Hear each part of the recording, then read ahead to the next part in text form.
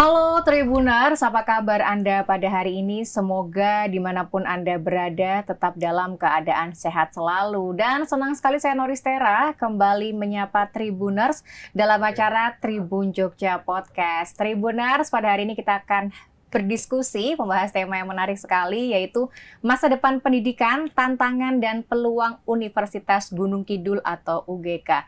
Dan tentunya untuk membahas tema kita pada hari ini sudah hadir narasumber kita yang luar biasa di studio Tribun Jogja, Rektor UGK, Dr. Andes Juniawan Karnajaya MPA atau disapa Pak Juni. Pak Juni, apa kabar? Kabar baik, Mbak. Sehat ya Pak ya? Alhamdulillah. Semangat luar biasa ya Pak ya? Terus harus semangat. Semangat dan juga bahagia tentunya. Tentunya.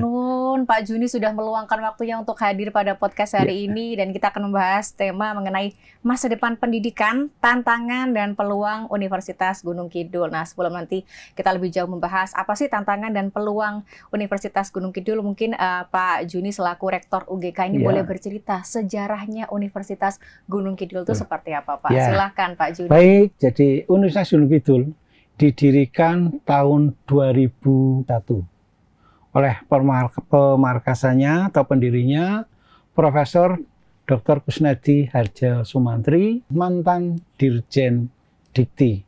Dan juga yang perlu diketahui juga di kalangan perguruan tinggi juga tahu bahwa beliau ini adalah pencetus program kuliah kerja nyata.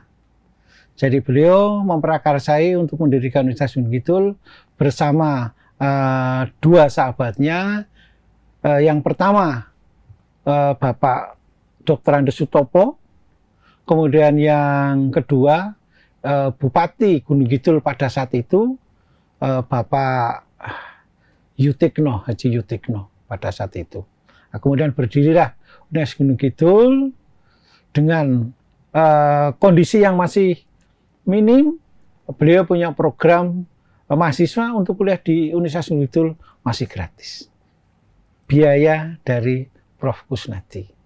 Kemudian dari sisi tempat, Universitas Gunung Kidul dipinjami tempat untuk tempat kuliah dan juga lab itu oleh pemerintah Kabupaten Gunung Kidul. Itu. Oke, nah untuk visi dan misinya sendiri dari Universitas Gunung Kidul ini apa yang di Pak Juni? Visinya Universitas Gunung Kidul itu ingin menjadikan universitas yang unggul, terutama di dalam pembangunan, riset, penelitian di kawasan Kars. Ini yang agak sedikit ini ya, di kawasan Kars. Jadi itu, kami ingin membangun di kawasan Kars. Berdirinya Universitas Gunung Kidul di kawasan Kars. Oke, luar biasa sekali menjadi universitas unggul dalam pembangunan kawasan Kars, gitu ya Pak ya. Nah, ini kita bicara terkait dengan tantangan ini Pak. Tantangannya yang dihadapi di dunia pendidikan saat ini apa ini Pak tantangannya Pak? Kalau Universitas Gunung Kidul jelas ya bahwa dari sejarahnya universitas ini didirikan dari biaya yang minim. Kemudian tantangannya kami juga di infrastruktur, bagaimana kami bisa bersaing dengan ini kaitannya dengan fasilitas pendidikan ini, terutama di zaman sekarang itu kan tentunya fasilitas pendidikan harus bisa meningkat, paling tidak sudah mengikuti lab yang mendukung untuk pembelajaran yang digital. Itu yang pertama. Yang kedua itu SDM di Universitas Gunung Kidul sekarang tuntutnya itu dituntut bahwa kita sekarang harus jadi dosen itu harus S3.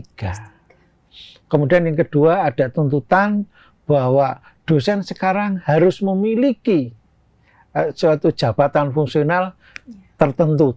Tentunya tertentu itu sekarang yang diakui sebagai dosen itu sekarang adalah jabatan lektor. Jadi itu tantangannya yang dihadapi itu.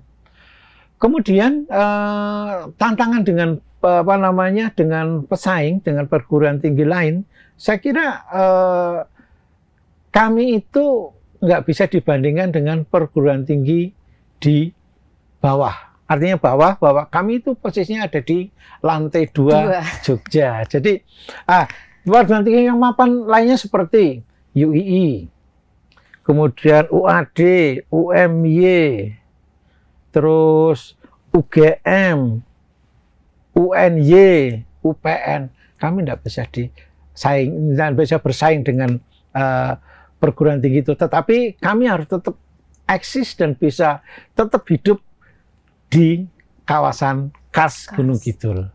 Oke. Gitu, yeah. Oke. Sudah berbicara terkait dengan tantangan di dunia pendidikan. Yeah. Nah, bicara peluangnya ini Pak. Kira-kira di Universitas Gunung Kidul ini peluangnya seperti apa ini Pak? Banyak peluang. Jadi yang di Universitas Gunung Kidul, kami adalah satu-satunya ya. Tentunya kami adalah satu-satunya perguruan tinggi di Kabupaten Gunung Kidul. Tentunya peluangnya kaitannya mungkin kerjasama dengan Pemda, itu tentunya peluang pertama kita berikan untuk Universitas Gunung Kidul.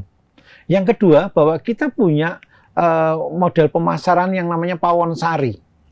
Jadi Pawon Sari itu kita punya segmen pasarnya ada di Pacitan, Wonogiri, Wonosari. Seperti juga programnya marketnya untuk pariwisata. Jadi itu daerah kawasan khas itu termasuk 3 itu. Jadi kami mahasiswa kami itu dari itu. Sehingga apa yang jadi peluangnya, harapannya mereka dari Pawon Sari itu masuk jadi mahasiswa Gunung Kidul. Dan juga mahasiswa Gunung Kidul itu yang memilih UGK itu memang sudah pilih dari awal pilih UGK. Jadi ditawari ke Jogja, ke bawah, tidak, saya pilih di UGK saja. Itu. Mungkin saya belum pernah bertanya apakah mereka karena memilih UGK itu karena kualitasnya, apa mereka pilih tempatnya lebih dekat. Kemudian apakah UGK sudah banyak yang bekerja, itu masyarakat yang menilai. Buktinya masyarakat, ya bahasa saya tetap masuk ke UGK. Itu. Oke, tadi Pak Judi mengatakan ada beberapa tantangan utama yang dihadapi ya Pak ya, terkait dengan keterbatasan infrastruktur dan juga kurangnya SDM yang berkualitas. Lalu upaya yang dilakukan oleh UGK untuk menghadapi 2 tantangan tersebut tadi apa nih Pak yang sudah dilakukan? Jadi untuk untuk tantangan yang pertama itu infrastruktur, tentunya kita bekerja sama dengan pemerintah, tentunya bukan saja pemerintah di tingkat kabupaten, juga tingkat kementerian. Kita harus bisa mengakses hibah. Jadi tanpa kita bisa mengakses hibah, UGK belum mampu untuk berdiri. Untuk apa? Untuk memenuhi kelengkapan dalam rangka memenuhi tantangan sekarang di era digital ini. Kami infrastrukturnya harus menuju ke sana ya. Paling tidak kami mencoba mencari mitra atau juga CSR untuk bisa memenuhi itu. Kemudian yang dosen, yang dosen itu paling tidak kita juga coba dosen ini di dalam peningkatan kualitas kita mencoba untuk memberikan dosen dan para mahasiswa untuk peningkatan untuk literasi digital di dalam mencapai itu tuntutan itu. Kalau S3 saya kira banyak beasiswa yang diberikan oleh Kementerian Pendidikan Tinggi. Jadi ada beberapa beasiswa yang bisa diakses di sana untuk para dosen. Kemudian untuk para dosen yang sudah tidak cukup ya, saya kira dihadapkan pada masalah silahkan untuk biaya sendiri. Oke, nah kalau untuk saat ini kan tren perubahan di dunia pendidikan kan terkait dengan era digital gitu ya. Lalu bagaimana strategi dari Universitas Gunung Kidul sendiri dalam menghadapi perubahan tren pendidikan di era digital saat ini seperti apa Pak? Ya, baik. Jadi saya kira kita harus mengikuti tren itu ya. Kita mencoba melengkapi di dalam mungkin kurikulumnya, kita sesuaikan juga dengan itu. Sistem pembelajarannya juga sudah kita mulai menggunakan daring atau hibrid di dalam rangka untuk memenuhi itu. Karena apa? Kalau kita tidak memenuhi itu, kita akan ketinggalan dan kita ditinggalkan oleh masyarakat atau mahasiswa. Apalagi posisi di Gunung Kidul itu kan posisi yang ini ya, meskipun jaraknya dekat, tapi medannya itu Ya. Dari perbatasan mahasiswa itu 1 jam perjalanan untuk menuju kampus. Nah, kadang-kadang kalau kita coba mulai hibrid dalam peningkatan, mungkin bisa diskusi, misalnya kita adakan seminar, kemudian webinar, itu kan seandainya dia tidak harus ke kampus, cukup di rumahnya sendiri, itu kan cukup, itu yang harus kita tingkatkan itu. Sejauh ini tapi sudah melakukan itu ya Pak ya? Kita sudah mulai itu. Jadi kita sudah mulai itu di sisi ini infrastruktur, kami juga internetnya kita kembangkan, kemudian mencoba untuk digitalisasi, kita juga mencoba untuk mengarah ke sana dengan memberikan pelatihan kepada dosen dan mahasiswa untuk mengarah ke sana. Ya. Oke, Pak, kalau di Universitas Gunung Kidul sendiri itu sejauh ini sudah ada berapa program studi nih Pak? Sebenarnya ini jadi aku sedih ya Mbak ya. Dulu itu kira-kira kita punya 12 program studi, tetapi dengan seleksi alam itu mahasiswanya tidak ada, jadi kita tinggal 5 program studi. Yang pertama dari Fakultas Ilmu Sosial dan Ilmu Politik, kita punya program studi administrasi publik. Kalau yang dulu disebut administrasi negara. Ya. Yang kedua, kita punya pembangunan sosial. Kalau dulu namanya sosiatri. Itu yang di fakultas, yang di Visipol. Kemudian yang di teknik, kita punya teknik sipil. Kemudian di pertanian kita punya agroteknologi. Kemudian di ekonomi kita punya 1 ekonomi pembangunan. Oke. Kalau terkait dengan program studi yang unggulan yang ada di UGK yang paling banyak diminati apa ini Pak? Kalau unggulan itu yang banyak diminati itu administrasi publik. Ini yang banyak diminati. Urutan kedua ekonomi publik, urutan ketiga teknik sipil, urutan keempat itu pertanian, yang terakhir pembangunan sosial. Oke, nah tadi kita sudah berbicara terkait dengan era digital gitu Pak ya. Nah, seperti apa Pak mungkin inovasi-inovasi yang dilakukan atau inovasi terbaru dari Universitas Gunung Kidul sendiri ini Pak? Oke. Jadi kita mencoba bahwa untuk inovasi yang kita berikan itu paling tidak kita mencoba mahasiswa itu untuk bisa mandiri, untuk berwirausaha ya. Jadi lulusannya itu mencoba untuk bisa berwirausaha. Kemudian dari sisi upaya dilakukan itu, kita mencoba membuat sebuah seminar atau kerjasama dengan pihak dalam negeri maupun luar negeri. Jadi inovasinya itu. Kemudian inovasi ini sebenarnya dituangkan dalam program studi tentunya. Jadi bagaimana kita bisa memenuhi permintaan SDM untuk di Gunung Kidul, pinginnya apa sih? Makanya tadi saya katakan bahwa ternyata SDM yang diperlukan itu dengan seleksi alam itu dari prodi itu. Yang tadinya banyak, sekarang seleksi alamnya itu. Oke, Pak, kalau sejauh ini dukungan dari pemerintah daerah maupun pemerintah Kabupaten Gunung Kidul sendiri terkait dunia industri untuk mendukung UGK ini sendiri seperti apa Pak dukungannya Pak? Baik, jadi untuk dari awal memang UGK berdiri itu tidak bisa lepas dari pemerintah Kabupaten Gunung Kidul. Makanya kami difasilitasi tempat kuliah dan laboratorium yang ada di Jalan KH Agus Salim itu. Kemudian kita juga tidak lepas dari kabupaten, kita juga mencoba dengan CSR atau mitra yang lain yang ada di Gunung Kidul, bagaimana bisa mendukung kegiatan pembelajaran dan peningkatan pembelajaran di Gunung Kidul dengan dunia industri, dengan UMKM, kita juga mencoba untuk melaksanakan itu. Kalau di Universitas Gunung Kidul sendiri ada program beasiswa begitu nggak Pak? Baik, ini yang sangat menarik itu ya, beasiswa ya. Jadi kami itu Universitas Gunung Kidul dari awal berdirinya, dari pendiri Prof. Kusnadi itu memang awal pertama kali mahasiswa tidak dipungut biaya. Sama sekali. Sama sekali awal itu dengan program Prof. Kusnadi itu dengan program gerakan orang tua asuh. Dalam perkembangannya kami juga masih memanfaatkan beasiswa itu yang GNOTA sudah nggak ada, kemudian kami mencari beasiswa yang lain. Nah, beasiswa yang ada kami itu ada dari KIP, dari kementerian, kemudian dari aspirasi masyarakat, kemudian dari CSR. CSR-nya kami diberikan dari Bank BPD, DIY, kemudian dari lokal sendiri kami juga diberikan oleh Bank BDG. Kemudian kami sedang mengajukan ke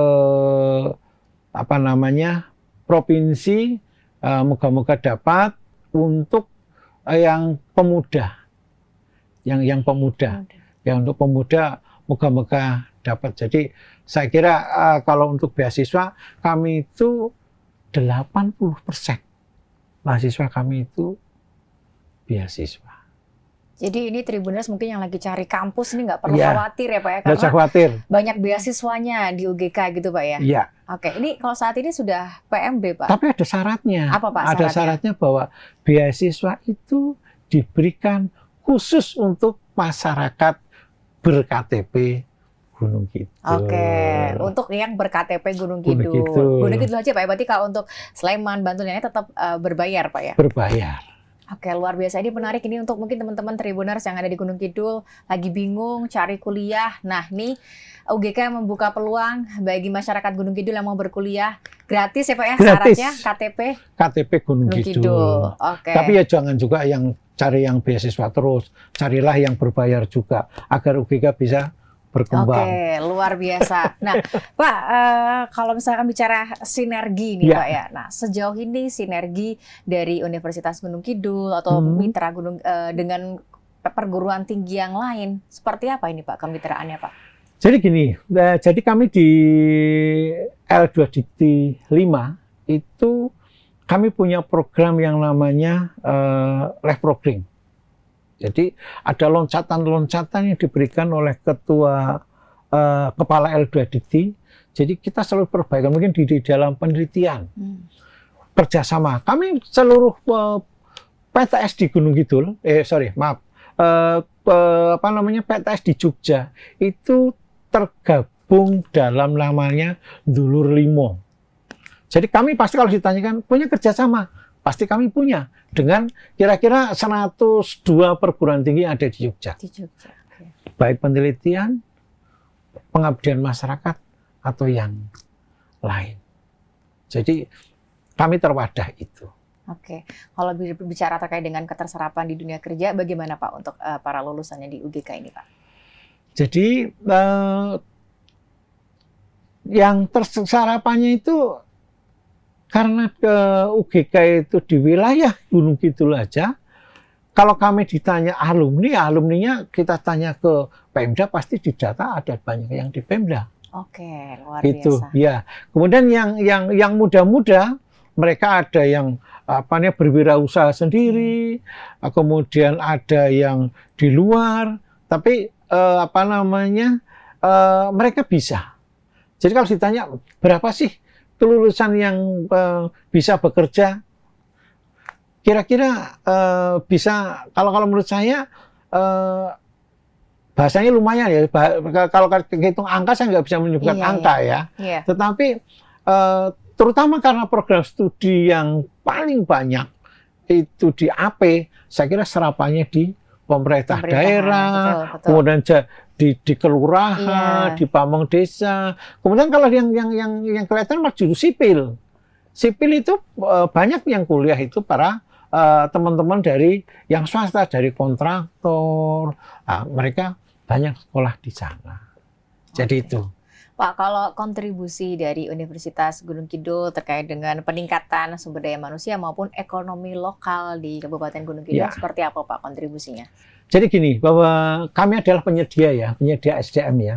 Jadi penyedia SDM, Jadi saya berharap moga-moga dari program studi ini bisa memenuhi tuntutan dari masyarakat Gunung Kidul. Jadi kebutuhan-kebutuhan misalnya dari sisi tenaga kerja. Seperti yang tadi sebutkan bahwa ini teman-teman ini kan banyak langsung pada bekerja di instansi mereka. Misalnya dia dari desa, dan mereka kembali lagi ke desa. Kemudian paling tidak bahwa di sisi pengabdian dan penelitian, kami banyak menggunakan untuk meningkatkan pemberdayaan masyarakat di Gunung Kidul. Jadi banyak desa-desa yang bekerjasama dengan Universitas Gunung Kidul, didampingi oleh teman-teman dosen, didampingi oleh mahasiswa, bagaimana bisa memberdayakan masyarakat Gunung Kidul. Luar biasa. Ya. Pak Juni, visi dari Universitas Gunung Kidul untuk dalam jangka 5 hingga 10 tahun ke depan ini Pak, visinya seperti apa Pak? Saya kira sama dengan visi yang tadi depan ya. Jadi Universitas Gunung Kidul menjadikan universitas yang unggul dalam pembangunan di kawasan Kars. Universitas unggul di kawasan Kars sampai tahun 2045. Jadi nanti kurangi aja lah itu. Tapi jadi 45 itu sama, tetap visi sama di situ. Unggul di kawasan Kars. Unggul di kawasan Kars. Ya. Oke. Pak, bagaimana kemudian strategi dari Universitas Gunung Kidul untuk bisa bersaing dengan perguruan tinggi yang lainnya Pak yang ada di Jogja Pak? Silahkan. Kalau bersaing mungkin kami ini ya, jadi peningkatan saja ya. Kalau bersaing, saya kira mereka juga nggak mau sih kalau bersaing ke Gunung Kidul itu. Mau menghadapi masyarakat Gunung Kidul dengan daya beli yang segitu, mau mereka memberikan beasiswa seperti itu. Saya kira kami di dalam strateginya, satu bahwa bagaimana kita bisa meningkatkan pembelajaran. Kemudian bagaimana pembelajaran di dalam kurikulumnya kita perbaiki mengarah ke sudah mengarah ke disesuaikan dengan digitalisasi. Kemudian bahwa di era yang sekarang ini kami juga harus mulai pembelajarannya itu tidak harus konvensional saja, kita juga harus meningkatkan ke arah digital, baik di dalam kuliah itu model daring maupun yang model hybrid. Kemudian kita juga harus meningkatkan penelitian, pengembangan, dan juga publish para dosen. Dan juga kalau bisa para mahasiswa publish bersama-sama. Dengan banyak publishnya itu, dosen juga akan bisa meningkatkan karir mereka di dalam jabatannya dia sebagai dosen. Oke. Pak Juni, pertanyaan terakhir Pak. Ini mungkin juga dari Tribuners ada yang bertanya-tanya, ini caranya kalau misalkan mau daftar di UGK ini lewat mana nih Pak? Dan ini sudah masuk pendaftaran ya Pak ya? Boleh, silahkan Pak. Baik, untuk mendaftar di UGK, kita sudah menggunakan online. Silakan klik di www, kemudian info PMB UGK AC-ID. Jadi kita sudah online, nanti ditanggapi langsung. Jadi kita mencoba bagaimana pelayanan kita sudah di era digital ini dengan cepat. Jadi mahasiswa itu yang mendaftar itu tidak perlu menunggu, tidak perlu SMS. Jadi di situ langsung dijawab. Dan kalau ingin bertanya juga boleh, tim kami akan menjawab dengan senang hati. Oke, luar biasa sekali. Terima kasih sekali Pak Juni sudah meluangkan waktunya untuk hadir di studio Tribun Jogja untuk berbincang pada hari ini. Terima kasih sekali. Sama-sama. Matur nuwun Bapak. Terima kasih juga untuk Tribuners yang telah menyaksikan Tribun Jogja Podcast. Saya Noristera dan juga Pak Juni yang hadir pada hari ini. Mohon pamit undur diri. Terima kasih dan sampai jumpa. Matur nuwun Bapak.